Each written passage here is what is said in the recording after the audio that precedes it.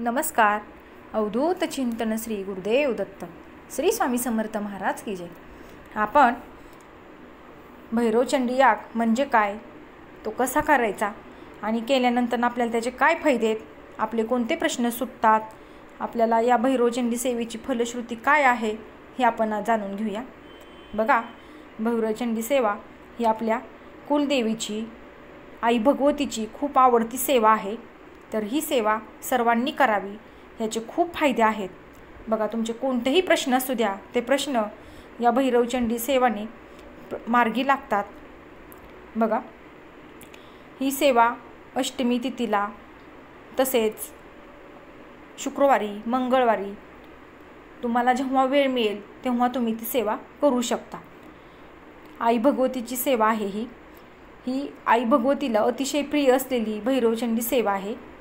याने तुमचे कोणतेही गंभीरात गंभीर प्रश्न असू द्या, तसेच मुलांचे लग्न, शिक्षण, कोर्ट कचेरी, शेती, भाऊबंदी, नाती, नोकरी किंवा इतर कोणत्याही प्रकारचे असतील तुमचे प्रश्न, तर यावर भैरवचंडी सेवा रामबाण उपाय ही आहे. शिवाय आपणास दवाखान्याची पायरी चढण्याची वेळ कधीच येत नाही. बघा, तुमच्या कुंडलीतील सर्व दोषांचा परिहार होतो.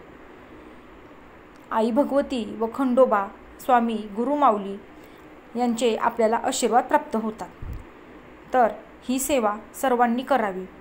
बघा, या सेवेची फलश्रुती आपल्याला काय मिळते?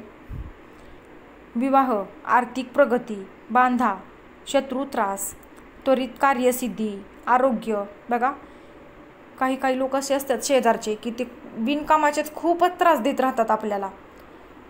काहीच्या घरात दवाखाना कंटिन्यू चालूच असतो, म्हणजे एकाचं झालं की एकाचं झालं की एकाचा.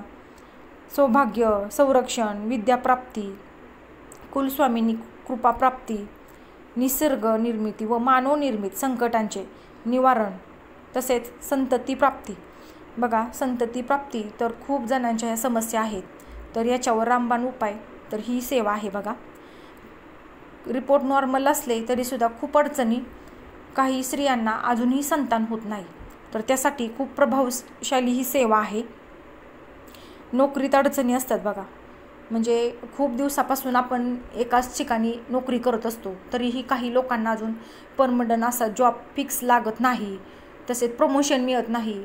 परत वरिष्ठ लोकांचा सतत त्रास असतो बघा, आपल्या मानसिक शारीरिक ताण दबाव असतो.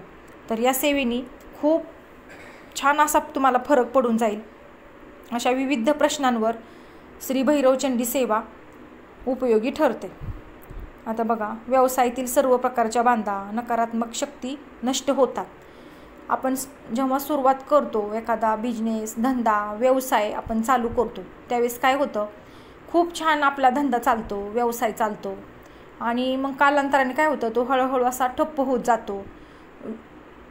तीच जागा, तीच गिरायकं, तोच माल, तरी पण आपल्याला असा जबरदस्त फटका बसतो. तर ह्यानी बाहेरची बाधा असेल, नकारात्मक शक्ती असेल ना, तर ह्या सेवेनी नष्ट होती. तसेच वादविवाद, भांडण, तंटे दूर होतात. आपल्या घरात बघा, प्रत्येकाच्या घरात काय नाही काहीतरी दररोज चालूच असतं, तुम्ही होत राहतं.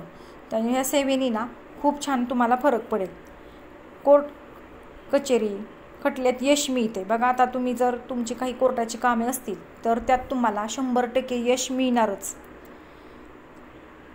मोठी अवघड कार्य यशस्वी होतात.